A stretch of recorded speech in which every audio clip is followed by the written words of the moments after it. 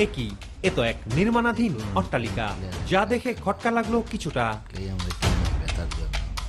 ভেতরে প্রবেশের পর দেখা গেল ভিন্ন চিত্র। নিচতলায় বাসাবাড়িতেই চলছে ব্যথানাশক বিভিন্ন ধরনের মলম তৈরির কাজ।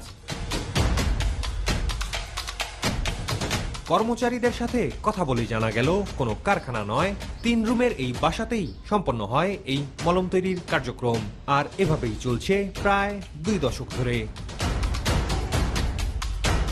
গোলা বিক্রি করেন 5-6টা আইটেম আছে, যেমন এটা মানে কি কেমিক্যাল এটা নিজেও জানেন না?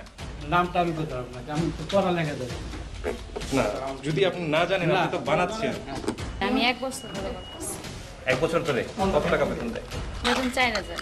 এই যে এই কাজগুলো যে করতেছেন, আপনার নাকে ঝাঁজ বা এগুলা যাচ্ছে না? আপনার সমস্যা হয় না? না, আমার সমস্যা হয় না। এটি নাকি এমনই এক মলম যা দিয়ে নাকি মাথা ব্যথা, বাতের ব্যথা, কোমর ব্যথা, হাঁটুর ব্যথা, মাংসপেশি